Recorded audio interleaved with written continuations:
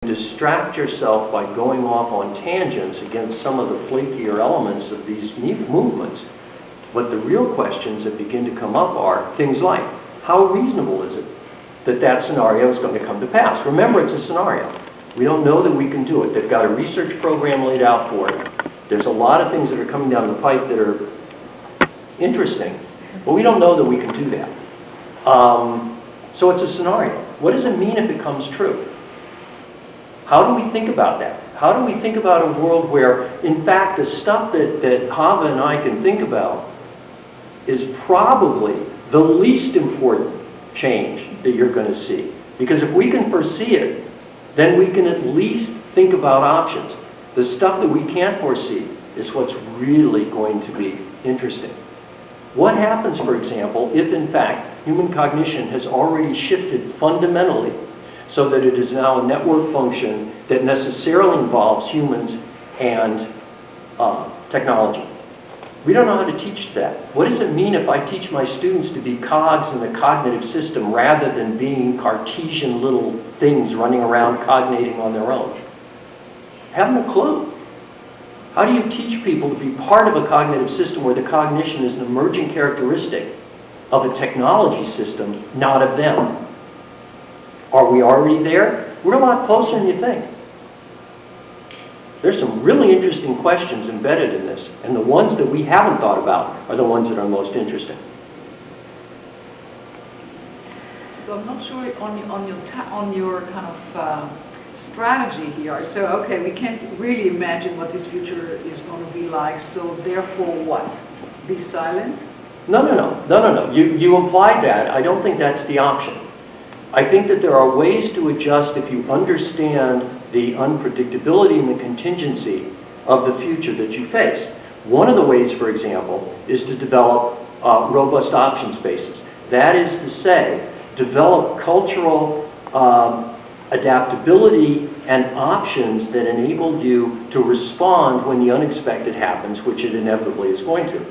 So rather than getting fixed in a particular position, explore a lot of positions.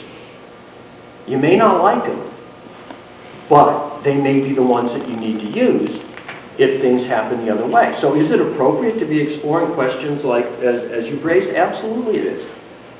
But does that mean that we should tie ourselves, for example, to a Judeo-Christian legal formulation? And 20 or 30 years from now, the Chinese have developed the technologies that enable them to dominate the world? So what it boils down to, if I get that, is competition, control of resources, the real issue is to have competitive edge either over another human being or over another nation. That's what it's really all about? So you're saying, yes, if we don't do it, then the Koreans or the Chinese or the Japanese or whoever else is going to do it, and I'm saying, yeah, we need to know what's going on. Obviously, we cannot be naive. We can't ignore what's going on. I fully agree with that. But I just don't think that all decisions have to be made on the competitive issue, whether you can be more competitive than another nation or not. Much more is at stake for the meaning of being human. All I'm saying is that we do not really take the time to think about the meaning of being human. And that I don't know that that's true. I mean, I think a lot of people, and again, I'm leaving out both fringes. I think a lot of people in the middle spend a lot of time trying to think about that.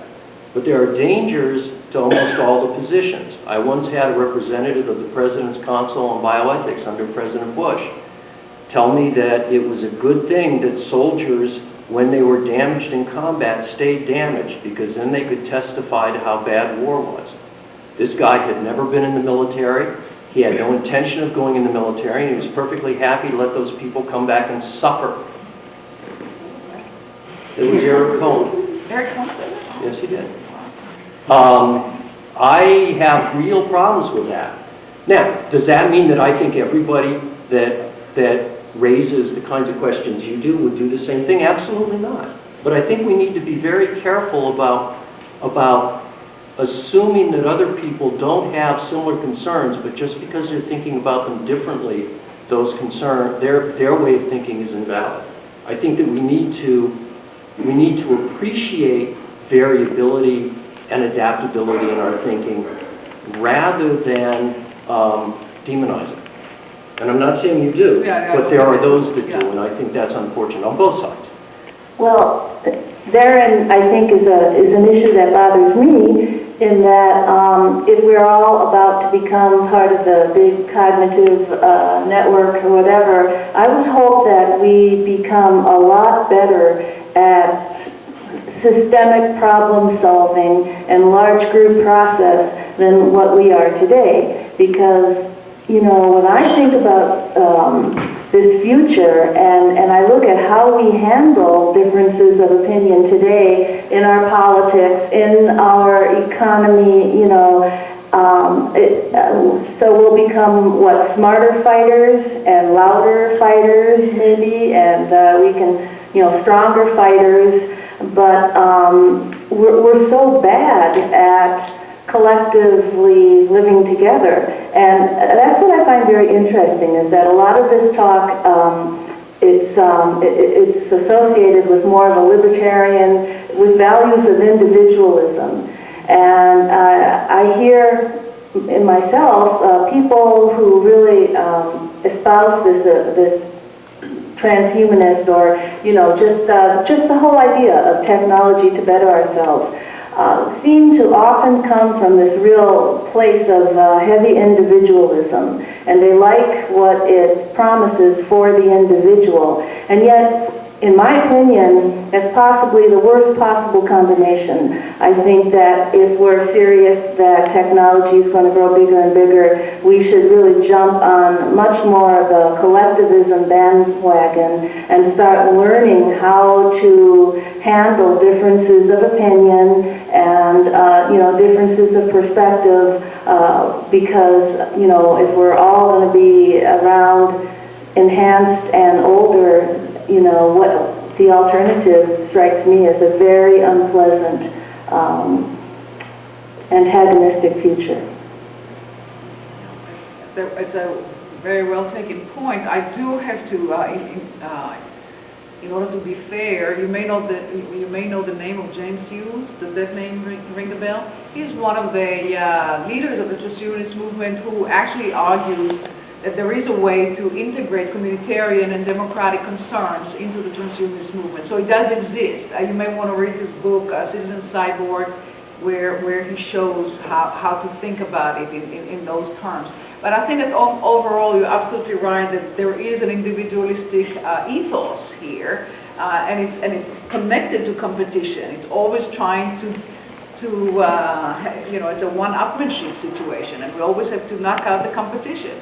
And that, to me, I fully agree with you, does not bode well for the character of our society or for the character of our members of our society. So both individually and collectively, I think it's the best prescription or best scenario. But it's happening. Now, maybe we need to do some thinking, especially with people who are younger than both of us, kind of the role of the internet in all that, and what happens in the internet, where it is communitarian on some level, right? All those social networking changes the way people interact. I'm not entirely convinced that it's necessarily for the better.